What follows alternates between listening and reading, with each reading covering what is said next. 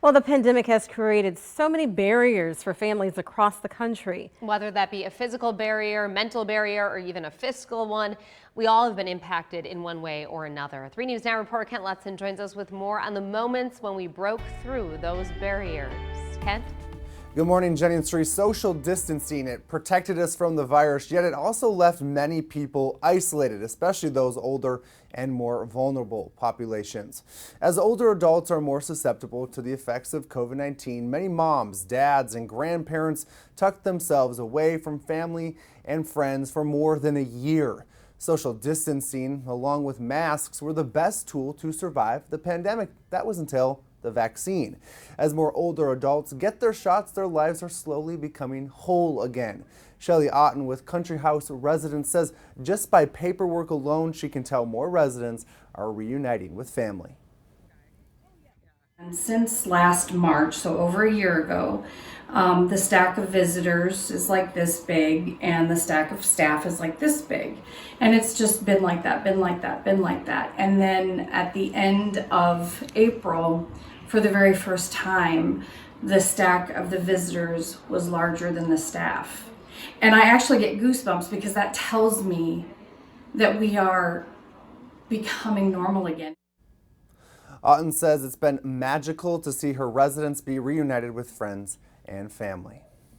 Now, Jenny and Therese, I know all three of us, like most of the country, have reunion stories. In September of 2020, my nanny sadly had a stroke. She was admitted to the hospital and has since been in an assisted living center. Since senior living centers were the most vulnerable to fatal outbreaks, my grandpa, Tom, has not been able to visit her until last week when he was fully vaccinated. And I just wanted to share with you two that special moment.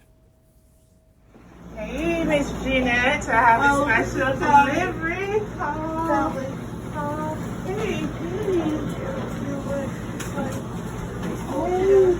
Yeah, this is from Thomas. All these lovely pink roses, okay? Oh, they're beautiful.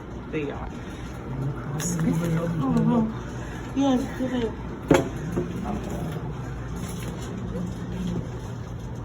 Oh.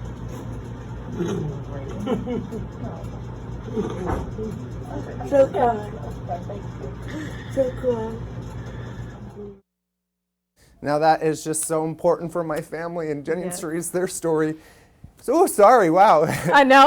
We all are. You should have warned us. That's such a special moment. Yeah, it's a story of, so many other people's, and I know you two have the same, story where you finally were able to go and see your parents. And Cerise, you told me a story about how your mom was finally able to go see her grandsons play in a basketball tournament, correct? Listen, grandma is a sports mama, a grandma, right? So she played basketball. So she loves watching her grandsons play basketball. This was this weekend. She went to my son's tournament this weekend. She went to all the games. They won all the games. They won the tournament. The coach is like, you got to come back. You're our good luck charm. So when I asked her to take a picture with my son, you could just see the look in her eyes. I mean, she was literally in heaven and didn't even look at the camera, just stuck on him. Just so happy to be there. It's been over a year. Yeah, she and definitely Jenny, I know looks you so and your family proud. had some very touching.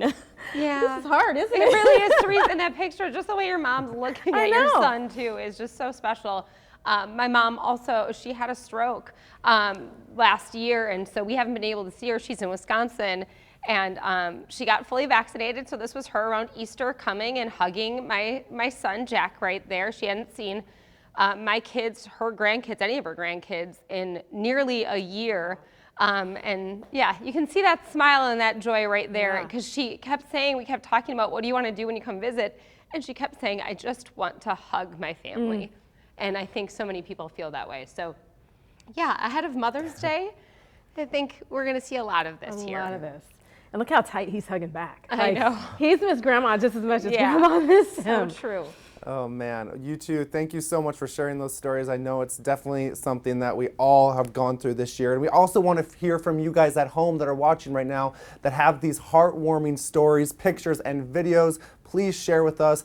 Email us at at news@3newsnow.com or go to our Facebook page and join the discussion. And we love the feel-good stories, especially after a tough year. Jenny and Cerise, thank you for sharing. I'm going to send it back to you in the studio.